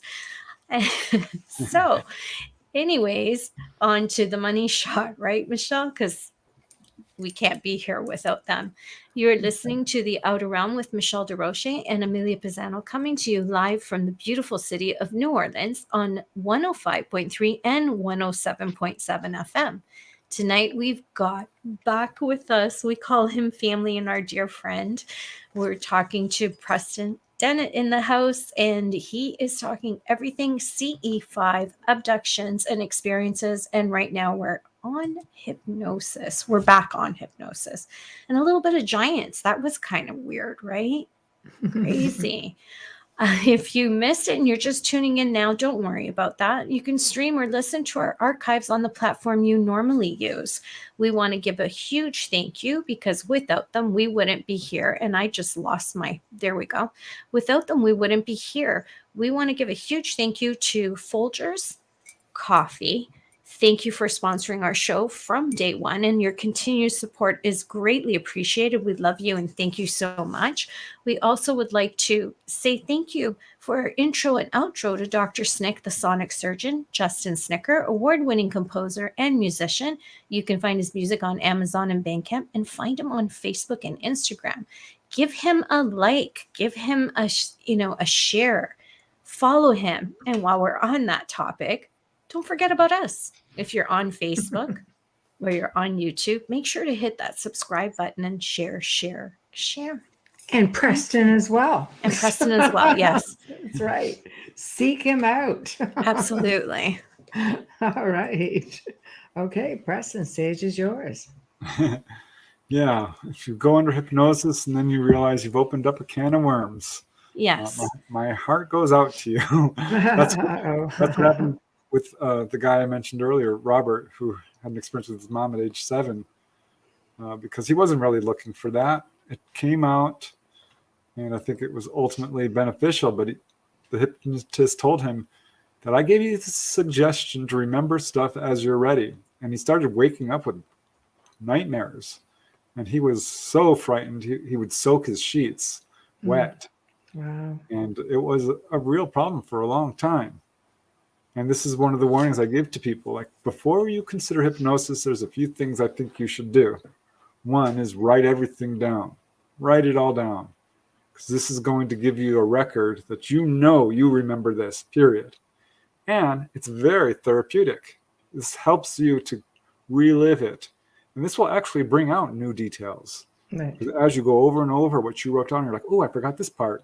You start to construct a real, honest to God, fully conscious memory of what happened. Right. And then I would say meditate. Let's go over this experience in your mind. Sit down with someone who can question you in detail and ask questions that might spark little memories. I did this with one lady who had an encounter with a gray, and she was like 10 years old. And she's like, oh my God, I never thought about, and she got some new details just by being questioned. Mm-hmm. And then another thing I would say is do dream work. When you go to bed, say, I'd like to remember what I'm comfortable remembering. Right. And this can pull you through an experience without dumping it on you. Because, so now let's say you didn't do that, right? Mm-hmm. Darn it. You opened up that can of worms and now you're flooded with it. Yeah, right. We're a little bit SOL at this point, because you have to deal with it. And this is when you really want to talk with a therapist. Mm-hmm. This is why if you do hypnosis, please choose carefully who you pick to do this, because some people are not qualified therapists. Mm-hmm. That's why I like Barbara Lamb. She started out as a marriage, family, child counselor, and has the skills, and some of them don't. So be careful. Yes. So it's important. And what you should probably do is join a support group, because there are a lot of people who've had these experiences, and there are a lot of support groups. Yes. talk to a UFO researcher you trust. I'm always happy to help. That's my primary goal when people contact me. It's like, how can I help you? Do you have any questions? I do have suggestions, some of which I just mentioned. And do recognize that you're okay. You got through it. Right. That's something that's people really need to understand. Like, oh my God, this is a horrible part of my life. I don't like it. I'm like, listen, look, you're doing pretty good. Yeah. You know things. You actually learned something about yourself. It's like it evolved. Huge. Yeah. Yeah. So, once the cat's out of the bag, the cat's out of the bag. Yeah. Do you feel like people on an average, people who are experiencers or contactees, a lot of times do you find that they're lifelong contactees, experiencers, or do you have just a lot of runoffs at one time? There are occasional one-offs. It's by far the exception. Okay. But I think what happens is, say your best friend is a contactee and you happen to go on a late night drive with them, and boom. We are not driving in the dark late anywhere. That happens. Because we're more than best friends. So that is not. There are one-offs. One lady, she swears up and down she's never had an encounter until the Greys came and healed her chronic back injuries. Right. Oh, wow. She's a human rights activist. I'm like, well, there you go. That's why. If we're healing, if we're getting healed, I will pick you up, Michelle, in about 25 minutes. Yeah. Yeah, but generally speaking, almost always, I don't want to say always, but the majority, it's a lifelong thing. Right. You might not even remember it at all. Bud Hopkins had a case, Michael Burchard. He used this name Steve Kilburn as a pseudonym. It's in Bud Hopkins' book, Missing Time. Didn't remember anything. All he had was a fear of a certain stretch of road. No idea. And he had lifelong contact. None. So there are a lot of people walking out there who have no idea and probably never will. It's just not their life path. Love Manchester. Hi, Virgil. I wonder if NDEs fall into this at times. Why are people who have a lot of NDEs constantly pulled back into life? Is it them, or is ET interfering and saying nope? No, once you have that NDE, you're primed. You're now ready to do out-of-body regular. You know the feeling. You've woken up. It's like having the walls of amnesia ripped away from you. In a fairly traumatic way. So it's normal for someone who has an NDE to have constant astral travel afterwards. Right. I will say that there are people who have, full on near-death experience and no memory of it, but they still went to the light. There are people saying, "Oh, I didn't go down the tunnel." I mean, yes, you did. It's just you didn't meditate after. I don't want to lay it on them. It's not their fault. Right. They don't remember. Yeah. But, Right. It's that amnesia thing. There's this weird thing that's very difficult to bring back memories from a higher dimension. Yes. Thanks, Virgil. It's easy to be amazing when Preston's on. Yeah, exactly. Makes it easy. Makes it really easy. Look amazing. Thank you. I don't feel like an interview. It feels like just a discussion. That's why I'm so comfortable. Yeah, exactly. Chris Phoenix. Hi, Chris. Says NDEs and OBEs are totally different, right? There's only one real difference. A couple. NDEs. Well, you die in one. You're basically having a forced out-of-body experience, and it follows a more set pattern. The person who has an NDE is gonna, let's call it a core experience, one that has all the elements. Because some people just go out of body and they're back.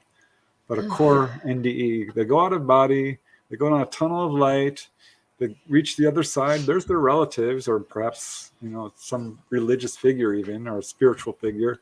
Right. They'll reach a barrier that they can't go beyond. They'll probably have a life review, and then they'll come back, and then they'll start having OBEs. OBEs are a little different in that they are basically controlled by you, and you can go beyond the barrier into the higher dimensions. You won't necessarily have a life review, but you probably will at some point. If you keep having OBEs, you're going to start reliving past lives. If you're having OBEs, you probably worked through a lot of psychological issues anyway. Right. Right. So that could be the reason why some people, like Michelle and I, can actually remember past lives. You know what I mean? We'll have experiences and we'll be like, I know exactly what happened here, and I'm well aware of certain places that were home and things like that. Yeah. Is that why? Because of these I go back OBEs? to them, I think, because I've had vivid travel experiences where I would could say feel like most the people- grass on my feet or stone. Yeah. Most people have Awesome. past life memories, and they probably don't even know it. Yes. Yeah. 'Cause They're mistaken it for dreams, perhaps. Yeah. Yeah. You might dream you're someone else, but there's very easy ways to sort of target some past life memories. And one is, do you have talents that are really ingrained with you? You started playing piano at age 4 or something, you know, you're just a natural artist, or you're really good at one thing or another, or you absolutely have this phobia of, you know, something, planes or whatever it is, or planes is probably not a good example, but no, I had one of bridges for a long time. I had to get past that one because I have to cross a bridge to get home. So. Probably you died on a bridge. I could see myself going off the bridge, and I could see the dashboard, and it was before I was born. It wasn't long before, so it was more recent. I was like 8 years old, and I was obsessed with shipwrecks, just obsessed. Everyone's like, my friend was like, "What's wrong with Preston?" I want another book about a shipwreck. Do you dive? No, I don't. We have to dive. That's the best way to experience them.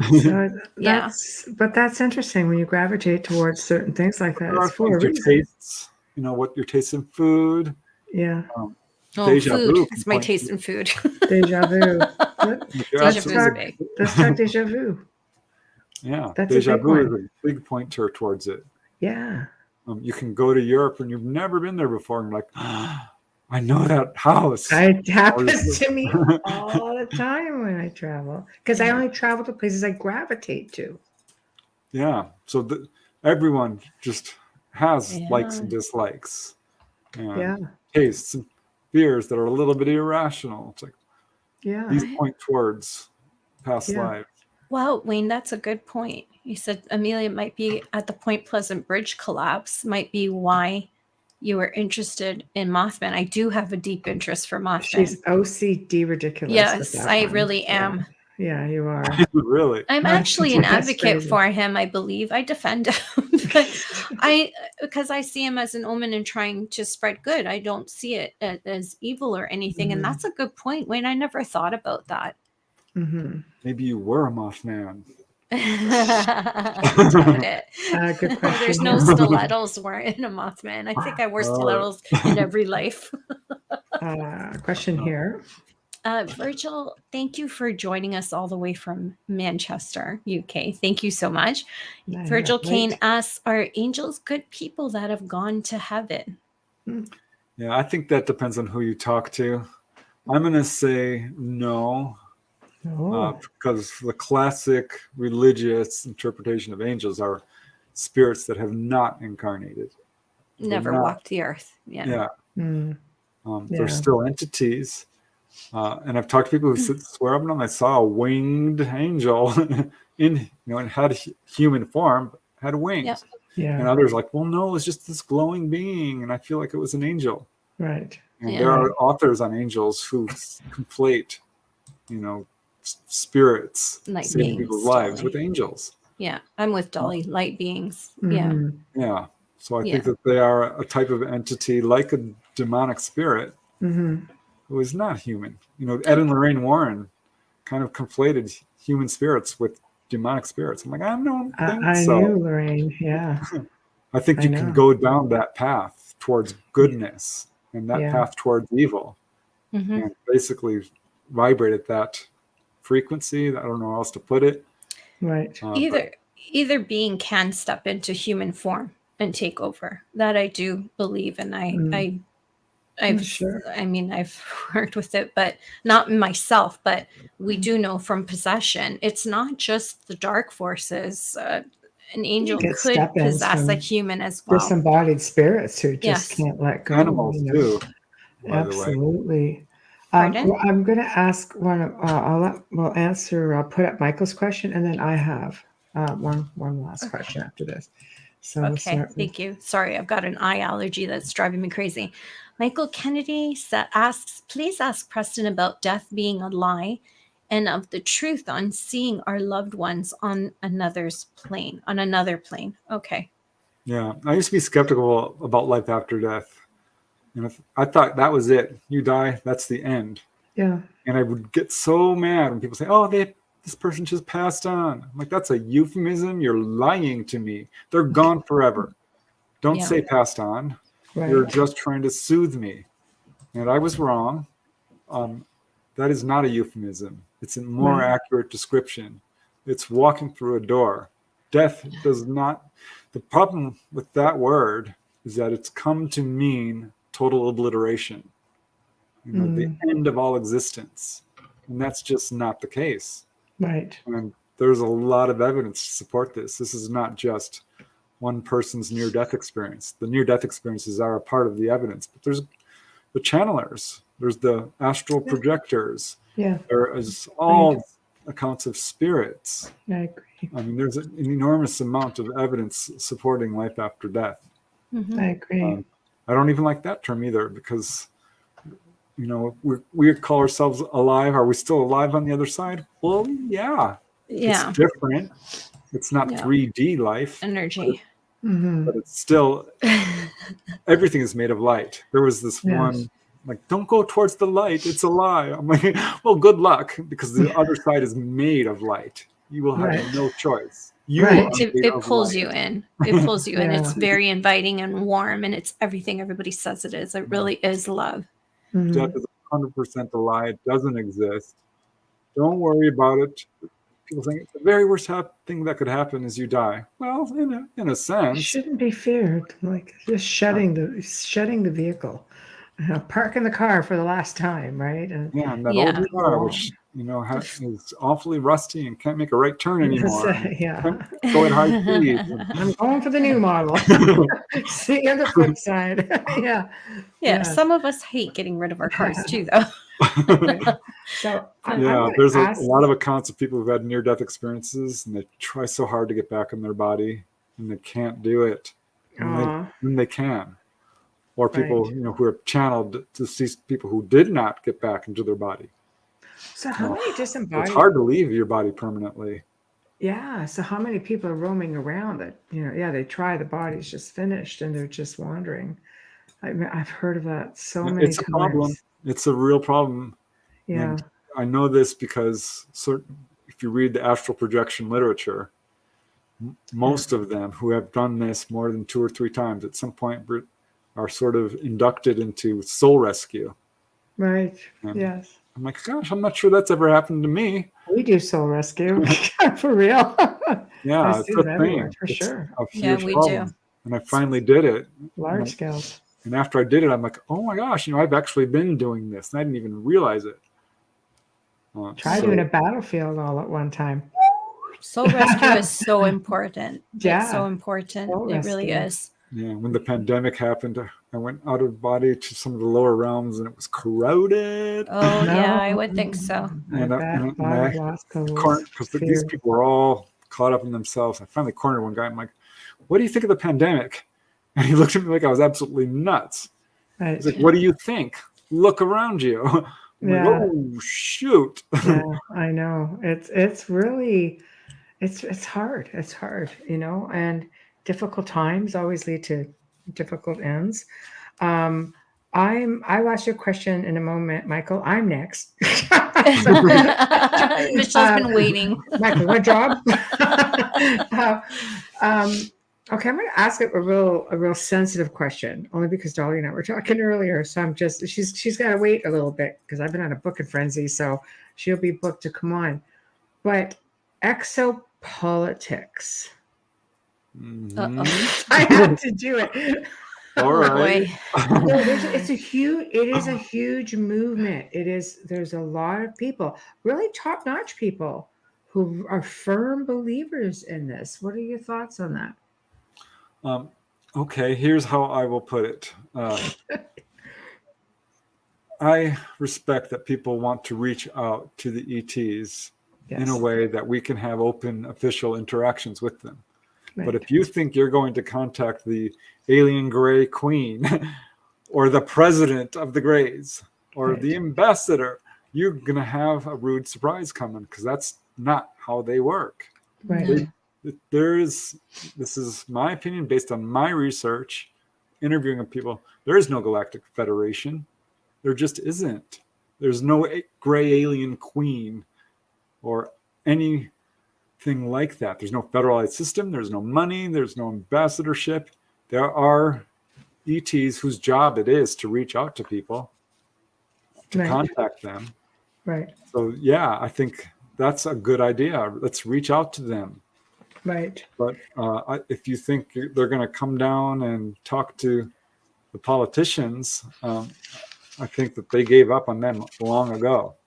Right. So that's not going to be a thing, No. because there are, I mean, there are stories about, giant, theyve got cedar, SEEDR, cedar crafts buried in parts of the ocean, different parts of the world.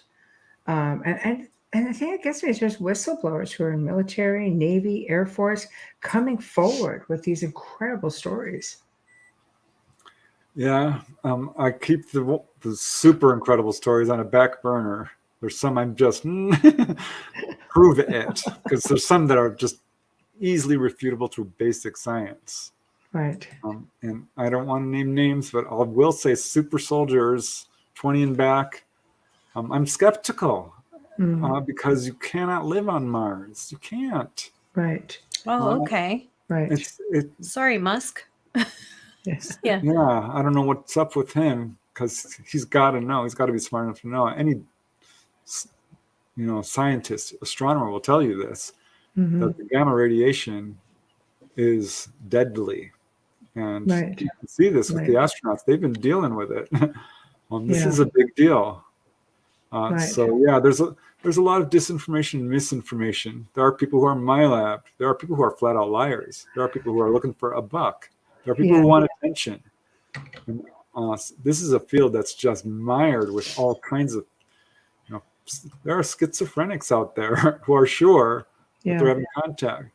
Right. And I don't really have cases that I feel are legit involving super soldiers. I just don't have them. Yeah. I've certainly talked to whistleblowers. I know Right. our government knows a lot more than they're talking about. Oh, they do I think indeed. probably there are, craft that are reverse engineered, and we're flying them around. I don't know that we're going to other planets with them, Right. but certainly we're doing stuff with them. Right. Right. And- I agree. But yeah, But again, it's another I focus movement. my research on contactees, so it's hard for me to speak to a lot of these more wild stories, because I don't get them. I don't have them. Right. Right. Oh, she says no other. Okay. Yeah.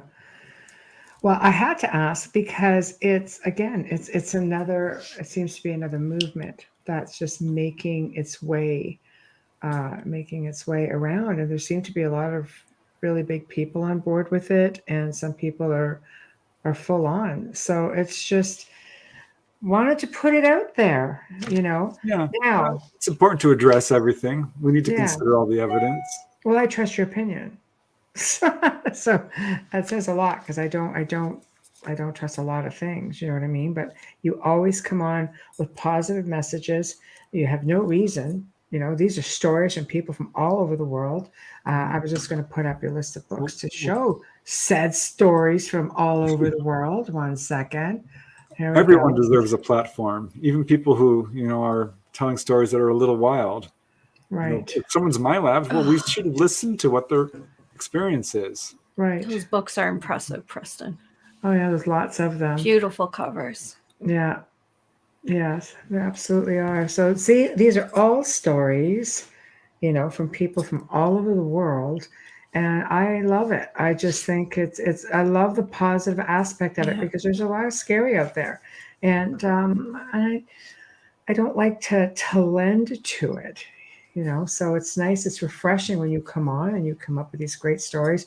And even when you don't agree with something, I love that you basically are very, shall we say, very good about how you put things. So I thank you for that. You're not getting us booted off YouTube, which is great. So that could happen. But answering Michael's question, Dolly is on, drum roll.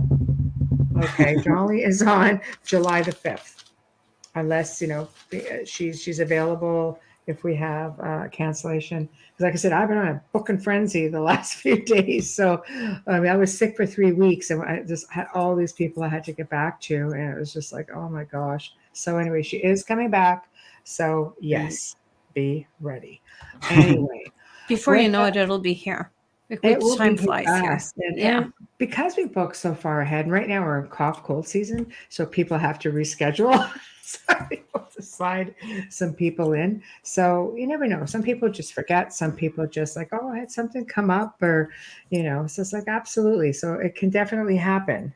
Dolly's one of those people who has again open door policy, and we love having everybody come on with positive messages with things like this. So, but anyway, so look at that, all the niceness just coming on in. Oh, thank you, Preston. You are so wonderful. Great show. Look, everybody loves you.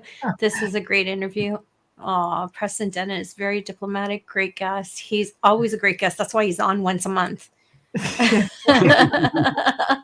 what we call you. We love him. Can you tell? But thank you for joining us. It is always a pleasure. Well, you're not being biased at all with Dolly. No, Dolly. We love Dolly too. We love Dolly as well. There. So, Michael Kennedy says, thank you, Preston, for your insights. Great episode. Thank you from Tamara.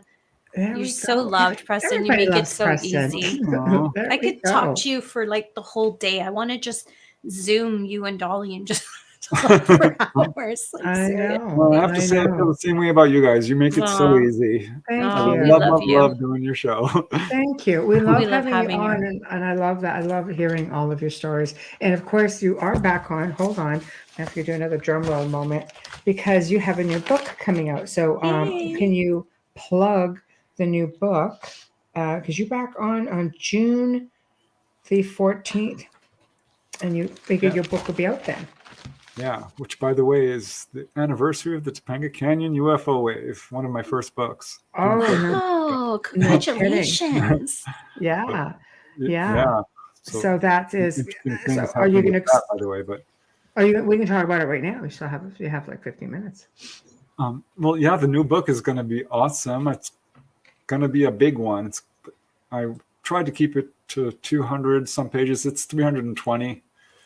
Wow. Which is awesome. 20 first-hand accounts. Aww. Every single chapter, people saw humanoids. So that's basically the theme. It's all about humanoid encounters. Right. A lot of onboard experiences, but some people know they weren't taken on board. And it's every kind of humanoid there is. And I'm serious. I've got cases of angels, of demons, of Bigfoot, of little blue men, of light beings, of grays, different types of grays, mantids, reptilians. Wow. Weird beings. Wow. I'm so looking forward to this. I'm just like, hurry up, Preston. Oh, what's also cool is it's all over the world. I talked to a guy from New Zealand, Australia, France, England, Canada, Peru, other places, all across the U.S. as well. There's a couple of other countries I'm forgetting. That's insane. I can't wait to hear about so much this. support. Excellent. I know. It's great. Everybody's so chiming in. It's just like, wow, okay. I'm so excited about this one. I am so excited. We need 3 hours with Preston. 2 is not enough. Thanks for that, because you're making us wait too much. I can't wait. All your books are fabulous. You'll probably get the scoop, because it's probably going to come out right around that point. Well, thank you. We love getting the scoop first, makes us feel special. Yes. So I Well, you know. are special. You know Thank that. you. We feel the Aw. same way We about love you you. as well. Yes, thank you. So look at that. Still going. Look at that. Still going. Yeah. Oh my God. Well, thank you for joining us. Of course, I will be in touch with all the data, listenership, things like that. I like the links. Oh, that's And always fun. Like, wow, look, how many viewers. That's amazing. I know, isn't it nice? You just sit there and wait. And then The I sent people it love to you you. like 4 days later. It's like, Yeah. so, The archives are phenomenal. You have a they do huge really following. well. Yeah, they do Yeah. really well. Everybody loves you. It's the way it is, But we're also on Roku TV. And there's a lot of people that are just, joining on that page as well. And we're getting really good reviews from people there. So that's just a whole other avenue altogether. And that channel, for everybody who's listening, is continuing to grow. And the network will be adding things like Samsung TV, Amazon TV, Apple TV. It's just going to keep going. So, Michael, are you starting? Are you heading up the Preston Fan Club? There we go. Start that group page. I Thanks, know. Michael. Checks in the mail. I know. Exactly. Right? Aw, Dana, we love you, Preston. All that love. That is amazing. I love it. It is. So, thank you for joining us, and I will be in touch. It's always such a pleasure. My pleasure too. Thank you. And honor. Thank you. Believe me when I tell you, it's truly ours. All right. Absolutely. Thanks, Preston. Thank Good you, night. Preston. Good night. Night. Bye. Bye.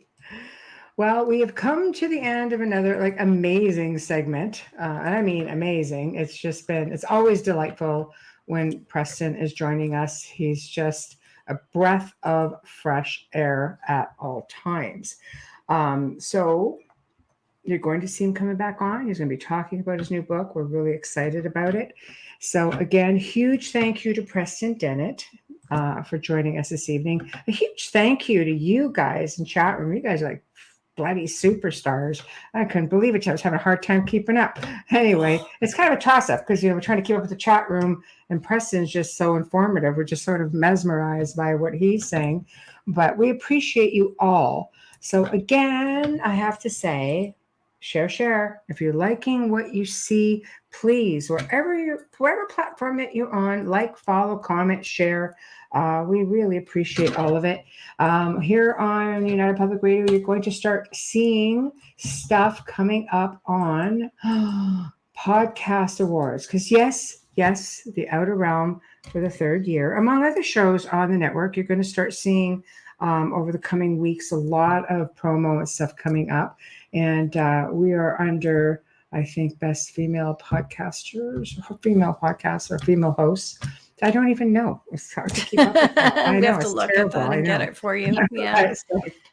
But anyway, when the voting opens up, go in and please consider us and other shows on the network. As everything comes up, we'll see who's definitely and which shows are definitely going to be nominated. So again, thank you very much for tuning in. Next week, we've got new faces that have never been on the show before. And I'm hoping you guys will tune in and check them out.